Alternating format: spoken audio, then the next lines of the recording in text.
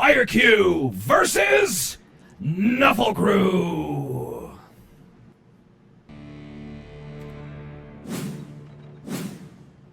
All right, guys, there you go. You can see here at the bottom, FireCu, Team 1 on the left-hand side.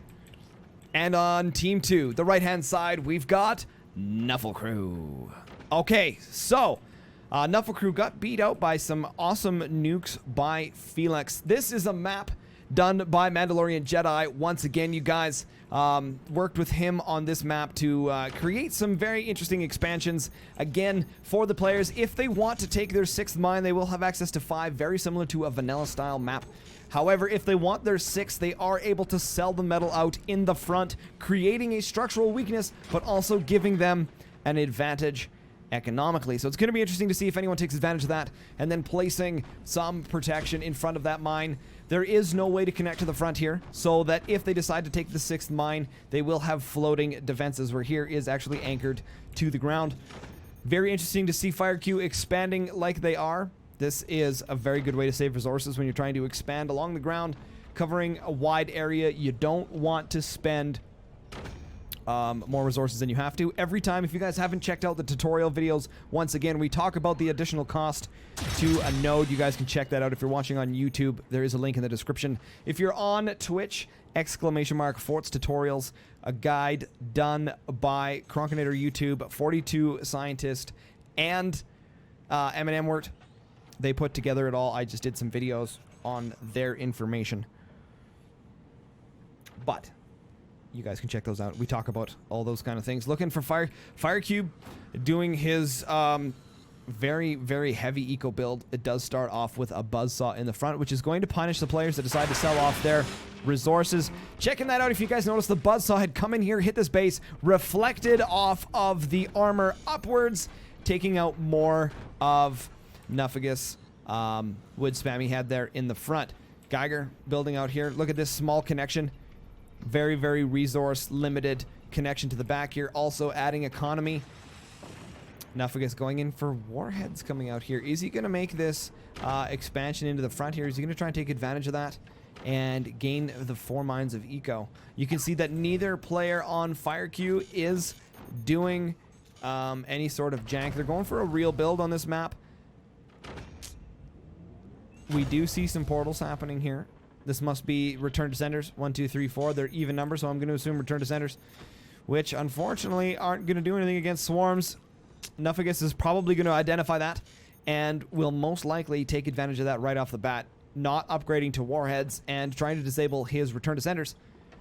The question is, why do we have flak here? He's using that as his defense against the dark arts. Knuffelcrew not scoping out the fact that there are portals there. So he might use the warheads right off the bat to take out FireCu at the top. Geiger going to be rocking out shotguns. They are going to have a difficult time taking out FireCu. No, he's going to build EMPs. That must have been his plan. He's going to take advantage of that, going for the nuke rush right off the bat. And then he'll probably place an EMP up here to deal with those because he went armory tech, which is actually really awesome. So you can see that Knuffelcrew built the workshop off the beginning, placed down his swarm launchers, sold the tech, then placed down his upgrade center, moved into the armory so that he can defend his warheads. Very interesting. As you guys noticed as well at the beginning of this map, that they had to download this map, so neither one of them have played it. But you can see that they used very limited resources to connect to their expansions. So that shows just the level of play we're dealing with here. The level of play we have going down. You guys know what I'm about to do.